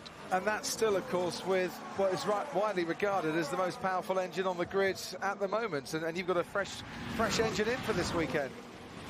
Yes, correct. We got the fresh engine, but I wouldn't blame the engine on that one. I think we need to work on our aero. Yeah, just carrying a bit too much drag then, Gunther. Yes, that's what it looks like, that we have to carry too much drag to get it down for us. Sorry to hear all that, Gunther. Better luck next week. I think. Thanks ever so much for joining us. Let's watch once again Alex Albon and Danny Kvyat exchanging places, and Albon now up to 7th. Whether he can get to Sergio Perez by the end of the race, I would doubt very much. But that would be his next target. And when you've started, when did Alex Albon start in this race? P17. You finished 7th in the race. It's not a bad return. That's a good effort, and he's got to have a half chance to get to Perez, I'd have thought, on those tyres. But nonetheless, Lewis Hamilton just picked up his pace. Gap down to 5.8 seconds, 3/4 seconds on the previous lap. He's starting to run out of laps. If Charles Leclerc's got some more grip and power left, he'll be thinking about using it soon. Valtteri Bottas at the moment lapping fast enough to keep Sebastian Vettel at bay as well. Lando Norris a long way clear of Sergio Perez running in 5th. Basically, he has been running all by himself. He will have had... I'm not sure he's ever had a more boring race, Lando Norris, than this today, but he'll be absolutely delighted if he can come home with 5th place for what would be his best result in F1 so far. Yeah, and Norris has been on the phone saying something strange feeling on the left front. So we'll keep an eye on that, as I'm sure he is doing. But as we watch Lewis Hamilton about to have a big slide at the back, but worse than that off board. So it does tell you his rear tyres are complaining at that new and improved pace we were talking about. At the moment, I don't think he's got what it needs in terms of grip to go after Charles Leclerc in the lead. So 107 different drivers have won a Formula One World Championship Grand Prix. 22nd different nations have won a World Championship Formula One Grand Prix. Could we be adding a 108 and a 23rd to that list in about 6 laps time? Not looking bad, is it, for Charles Leclerc? As they say, 3rd time lucky, 3rd pole position, and looking at a much better bet to convert that into a win in Austria, and of course in Bahrain for his 2 previous poles. Meanwhile, Daniel Ricciardo doing an absolutely sterling job here, but he's just not got the traction to defend. Giovinazzi knew that, and Giovinazzi pushes Ricciardo down into 10th place. Good move. Yes, but the choice for Ricciardo, they've just watched him go backwards through the field and out of the World Championship points. Yeah, and he might be sailing out of those points in a moment, because Pierre Gasly is now right behind him. Pierre Gasly put those tyres on lap 13, so he's had them for quite some time, but Ricciardo's had his since lap 1. And he came in after the initial contact where he got clobbered from behind through no fault of his own, and it's rather set the tone for the rest of his afternoon, as here comes Gasly, DRS assisted. Ricciardo tries to make it as hard as he can. Gasly's got a car length on the Renault by the time they get into the chicane, and Ricciardo is now out of the points. Charles Leclerc leading the poll for driver of the day. 17% of you think it's Lando Norris for your driver of the day as well. You've still got a chance to vote between now and the checkered flag. Karun Chan. Yeah, just been watching that battle between Albon and Perez, Crofty, that you mentioned. Albon has got great pace on that set of soft tyres. It's now just over 6 seconds, and he's taking about 1.6, 1.7 out of every lap. So this could build up to a last lap battle here. It certainly could. 2 seconds on the last lap. Albon was clear. Got the bit between his teeth now. Leclerc, by the way, is coming up to Magnussen. And then just ahead of them, Stroll and Hülkenberg, and Grosjean and Ricciardo, who will all need lapping. Gap down to 4.1 now. Hamilton's going for it. So if we see the same drop on Leclerc as we saw on Vettel, it will come quickly. So do they think at Mercedes, and they've become quite good at predicting the tyre life of a Ferrari Formula One car, that there's half a chance of some degradation here that would cost Charles Leclerc his maiden Grand Prix win? It'd be like Austria, wouldn't it, where he was just ran out of tyres and Verstappen caught him. And he's got a lot of traffic to contend with any moment now. As you were pointing out, he's got to get through Magnussen first, but then there's a whole bunch of cars. Ricardo, Hulkenberg, Stroll, there we go. Oh, and there goes Hulkenberg on Grosjean, and he's gone wheel to wheel. And could Nico Hulkenberg, tipped as the man to replace Romain Grosjean next season? We're getting a close look at the Haas. Lance Stroll moves through, and an opportune movement from him as well. But Romain Grosjean, I don't think, was expecting. Moved over to the right-hand side to take the racing line, and then suddenly there was a racing point right where he wanted to be. The problem for the leaders, when they come up against a bunch like this that are fighting hard amongst themselves, it just delays you a little bit further. Not over yet. Leclerc's got a lot of work to do here. I'll tell you what, without Sebastian Vettel's defence for 2 or 3 laps, Lewis Hamilton will be now right on the rear wing of Charles Leclerc. And Bono's point to his driver, Lewis Hamilton, was, look, when Vettel's pace dropped off, it really dropped off. Absolutely. Hulkenberg getting past Grosjean, and then Lance Stroll slipping through at the chicane as well, which means now Grosjean is down into 14th place, just ahead of his teammates. Striking distance on the final lap. F1 Insights, powered by AWS, and Alex Albon catching Sergio Perez. That gap now between Albon and Perez, just 4 seconds. The 6th and 7th place then, as you can see top left. So Albon's had, I would say, a very good second half of the race. Looked a bit maybe struggling to get anywhere, wasn't he, in the pack in the beginning, but he certainly picked up pace since he put those fresh tyres on.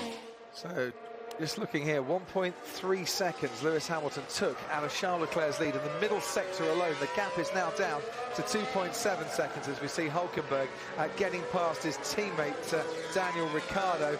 And whatever Hulkenberg does, and Lance Stroll likes to try and follow as well, and he does so in the racing point. But there is a scrap now taking place for the lead, that whilst they're not going wheel to wheel, they soon will be. Charles Leclerc and Lewis Hamilton. Leclerc's managed to get past Kevin Magnussen, but he's now, as you can see, catching a lot of these back markers in a part of the track that he probably doesn't want to. He's not going to be able to blast past them through this middle sector.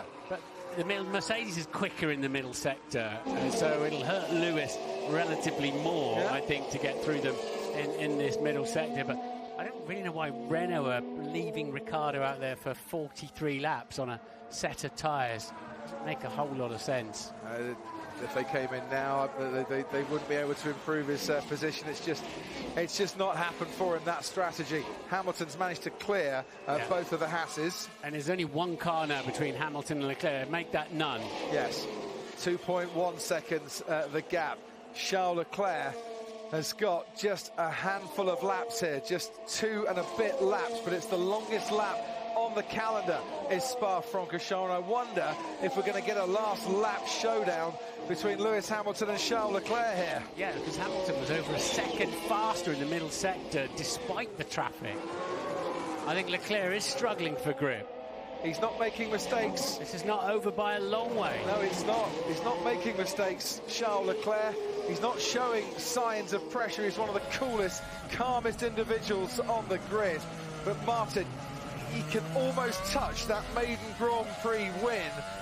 And he knows the situation he's in. What must be going through his mind? Well, he knows from Bahrain. He knows from Austria. He knows what can go wrong. Lewis Hamilton, who led his 141st Grand Prix today. It's one short of Michael Schumacher's all-time record of 142 at Spa, the track where Michael Schumacher took his maiden Grand Prix victory, where Jim Clark did it in 62, where Peter Collins did it in 56, where Charles Leclerc could do it in 2019, but Hamilton, now through the middle sector, is throwing down an epic challenge. They all want Hamilton's crown, but he's not going to be easily beaten, is he? He never gives up. And that gap, look, on the last lap, half a second when Hamilton was making his way through traffic. The gap is now down to 1.7 seconds, and the longer these corners carry on, the more the Mercedes will be gaining on that Ferrari of Charles Leclerc, who pitted on lap 21. Hamilton pitted on lap 22. Only one difference in terms of when they came into the pits, but the Mercedes car looking after its tyres that much better. This could go down to the last chicane, yeah? The very last chicane of the race. And who have we got in front of us? We've got Stroll, Hülkenberg, Gasly. Well, will that help or hinder either of these two? The gap, 1.5 seconds as they cross the line for the final lap of this race. Charles Leclerc leads. Lewis Hamilton is second. It's 1.5 seconds. Leclerc could get some DRS at the top of the hill. Maybe Hamilton will be close enough to get some of his own, but that might just play into Leclerc's hands. Lewis Hamilton with 81 wins in his Grand Prix career. Charles Leclerc, his first season at Ferrari, has this lap to survive to get win number 1, and surely there will be many, many more to come for this supremely talented young man from Monaco. Was that Gasly and Hülkenberg going through the chicane there? Yes, it was. Hülkenberg is ahead now, Gasly, and up into the points. Back markers everywhere in front of him, busy trying to survive themselves. And on what has been a tragic weekend here at Spa, surely Charles Leclerc standing on the top of the podium for the first time ever would be a pretty good high. That is the Alfa Romeo of Antonio Giovinazzi, and he's gone off at Podium as the leader of the second come in. I hope Antonio is okay. He's gone into the barriers there, the marshals, some superb marshals here, and a few of them we met last night. It was great to see them all doing an excellent job all weekend long. A racetrack where Ferrari came here with the advantage. Antonio, are you okay? Yeah, I'm okay. Brilliant. Brilliant news. That's what I wanted to hear. Antonio Giovinazzi absolutely fine. Ferrari came here with the advantage on paper. It's not been plain sailing on the asphalt, but Charles Leclerc can now see the checkered flag, and for the first time ever, Charles Leclerc wins a Formula 1 Grand Prix. Charles Leclerc wins the Belgian Grand Prix. Lewis Hamilton is second.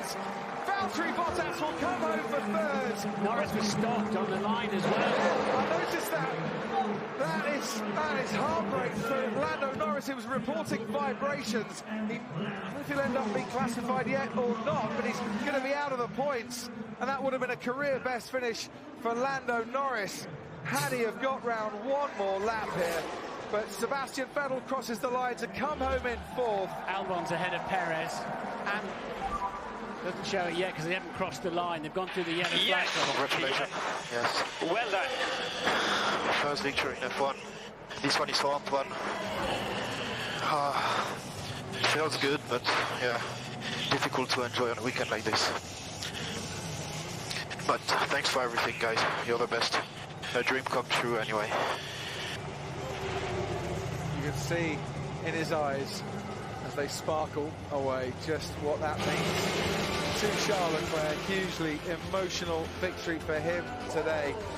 As you pointed out, Martin, Alex Albon has got ahead of Sergio Perez. That's fifth place. Fifth, isn't it? That's fifth place for Alex Albon. That's a career best finish for him on his Red Bull debut. Sergio Perez finishes sixth.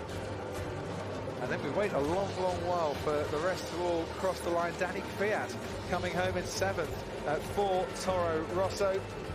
Nico Hülkenberg should go up into 8th place in the Renault. His teammate Daniel Ricciardo finishing way down the order. Hülkenberg now crosses the line ahead of Gasly and Lance Stroll, who gets the final points scoring finish here. Lando Norris finishing just outside the points.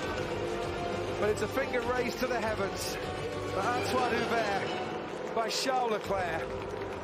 The 108th different driver to win a Formula 1 World Championship Grand Prix. He did it for his friend. He achieved it for himself. wonderful result in the end for this Grand Prix, isn't it? For this weekend, this young man deserved the Grand Prix victory. He certainly deserved one today. Difficult to put into words, Martin, the emotions around Spa today. Somber hasn't, for me, really done it justice. And not just at Spa. Talk about the motorsport community, and it is worldwide, and people all over the world feel the loss as much as we do, as much as those involved in the F2 paddock as well. It's a very loyal, very passionate fan base and audience that we have for motorsport. But as the drivers understand the risks and chase the rewards, so the lows are replaced by the highs.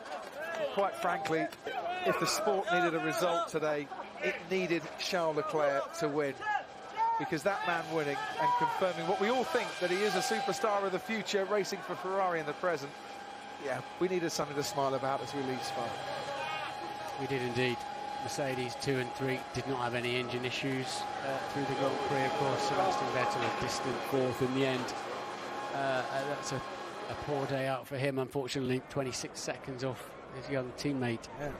Different strategy, of course, in the end. They pitted early. It looked a good move, but it wasn't. They couldn't get the car to the end on those tyres.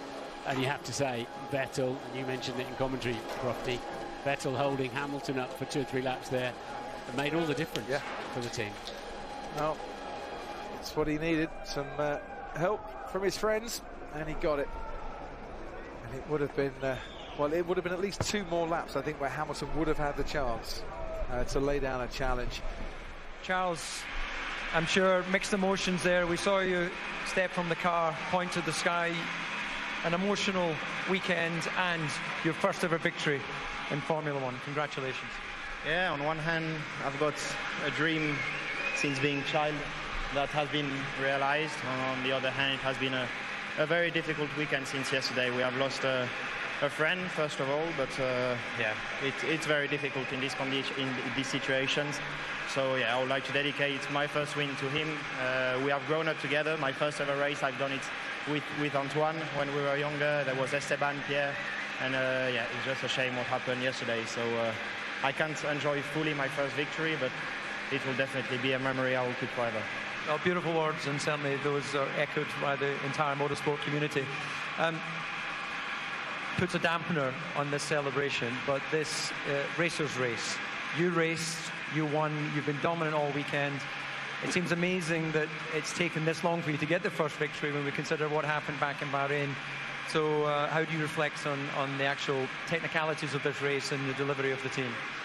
Yeah, it's been a very difficult race. We've been struggling quite a bit with the tyres towards the end, but a lot happier than what I've done in Budapest on my side. I've managed the tyres better, but Mercedes were very quick in the race and we expected it yesterday. But at the end, it's a good weekend performance-wise, a pole position and the first victory. So that I'm quite satisfied. Congratulations. And when you take a victory in front of a multiple world champion, it's particularly satisfying. Excuse me? When you take a victory in front of a multiple world champion, it's particularly satisfying. Yeah, and the end of the race was definitely not easy. He was catching very quickly. So yeah, I had quite a bit of pressure, but happy I kept him behind. Okay, congratulations. Lewis, difficult race for us to really understand. At various points you looked like you had the pace. Various other points you looked like you were struggling, but the opportunity was there. You were still pushing right at the end. Oh yeah, I gave it absolutely everything that I had. I think, we had a great crowd today. I think more people than we've ever had here, and a really difficult race today. The Ferraris were just too fast in the straights, and it was very, very, very hard to keep up with them. But I got as close as I could at the end. Maybe another couple of laps. 44 is usually my lucky number. Maybe we needed a few more laps today, but nonetheless, congratulations to Charles. His first win. He's had it coming all year, so I'm really happy for him. Good. Lewis, thank you very much. And finally, Valtteri, looked fairly lonely out there. You were within sort of viewing distance of the race ahead, but otherwise you didn't really seem to have the overall pace today.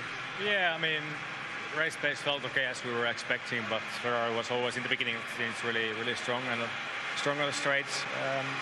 Always at the end of the scenes we were better, but yeah, there was no chance really in for me, but I was trying as hard as I could, and we took the advantage of saving the engine a bit in the end and the gearbox for the next few races.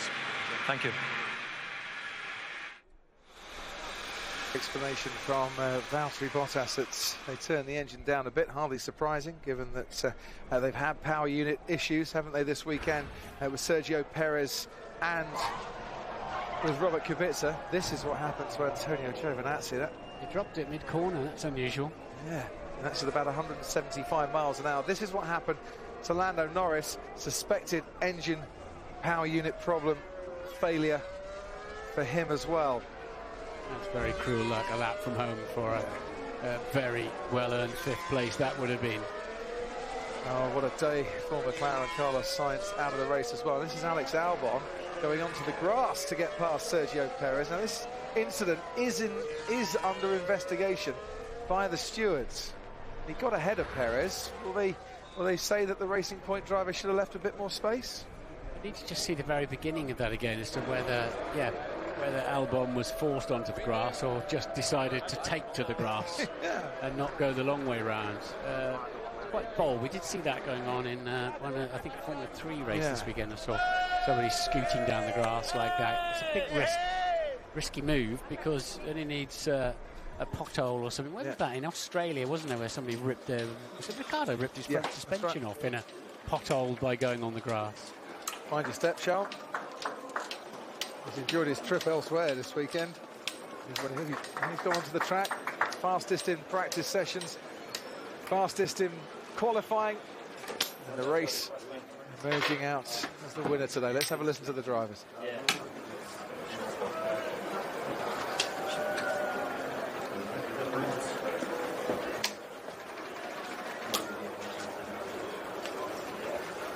Nice fight at the end, guys. I didn't want to see one more lap. Me neither. You guys picked up a massive pace on the medium. Yeah, the car was doing a lot better on the mediums. On the softs, were you struggling, or we had more or less the same pace? I think. On the softs was similar, and on the mediums, these guys straight away picked massive pace in the beginning parts. Really good. It's just one lap after you, and I came back so far behind you. I think I had a slow stop as well. You had a slow stop like 3.6. I think you were 7.2 or something like this. So the gap went to 7.2 max then, yeah.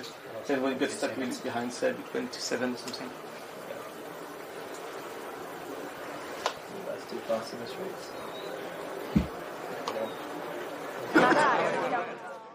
Laurent Mekies in the sporting director at Ferrari, and the drivers in the cool-down room. Lewis Hamilton extends his championship lead this afternoon. He's 65 points clear now of Valtteri Bottas.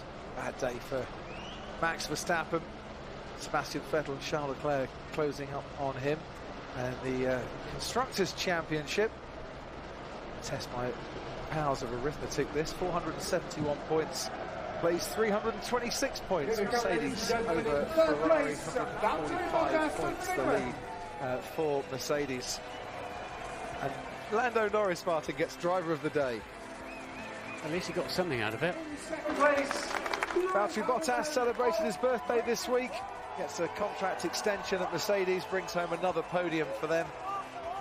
Lewis Hamilton stands as runner-up and on the podium for a 145th time in Formula One. But the top step awaits Charles Leclerc. And for the first time in a Formula One World Championship Grand Prix, Monaco on top of the podium, Charles Leclerc on top of the podium.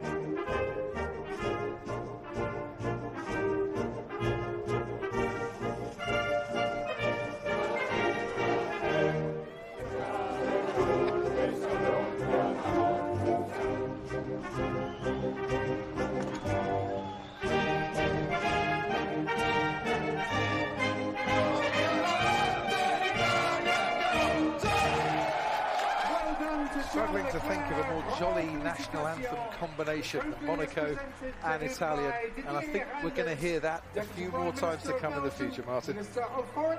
Yeah, he's really established himself, hasn't he? We were so looking forward to him joining Ferrari, and he hasn't disappointed us at all.